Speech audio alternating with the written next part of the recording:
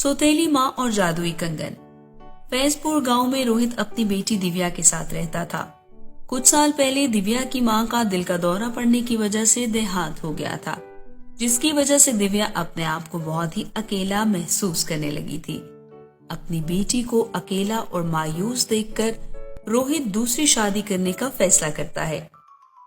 फिर कुछ ही दिनों के बाद वो रूही नाम की महिला से शादी करके उसे घर ले आता है। रूही की पहले से एक बेटी होती है जिसका नाम है लक्ष्मी। देखो दिव्या, ये तुम्हारी नई माँ है। अब तुम्हें कभी भी माँ की कमी महसूस नहीं होगी। और ये तुम्हारी छोटी बहन लक्ष्मी है। अब तुम इसके साथ खूब खेलना। देखो बेटी, मैंने भले ही तुम्हें जन्म न दिया हो, लेकिन अब से मैं तुम्हारी माँ ही हूँ। तुम अपने आप को अकेला महसूस मत करना। अब मैं आ गई हूँ ना, अब मैं तुम्हारा बहुत ख्याल रखूंगी। ये सब सुनकर दिव्या कुछ भी बोले बिना कमरे से बाहर चली जाती है। रूही और उसकी बेटी लक्ष्मी बहुत ही लालची और मक्कार थी।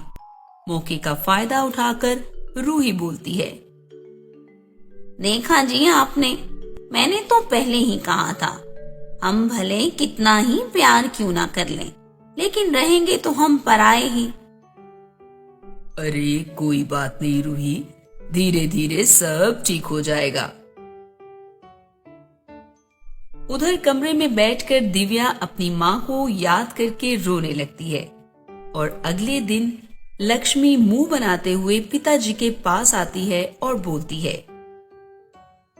पिताजी ये देखिए ना, दीदी ने मेरी सारी ड्रेस खराब कर दी। मैं तो अपनी न्यू ड्रेस दीदी को दिखाने के लिए गई थी, पर दीदी ने इस पर सारा कलर गिरा दिया। पिताजी देखिए ना।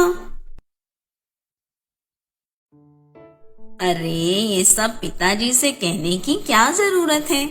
मैंने कहा था ना कि दीदी की हरकतों के बारे में पिताजी से कुछ मत कहना। अब आप इसकी बातों को दिल पर मत लीजिएगा, छोटी बच्ची है, समझ जाएगी। इतना बोलकर रूही वहां से चली जाती है।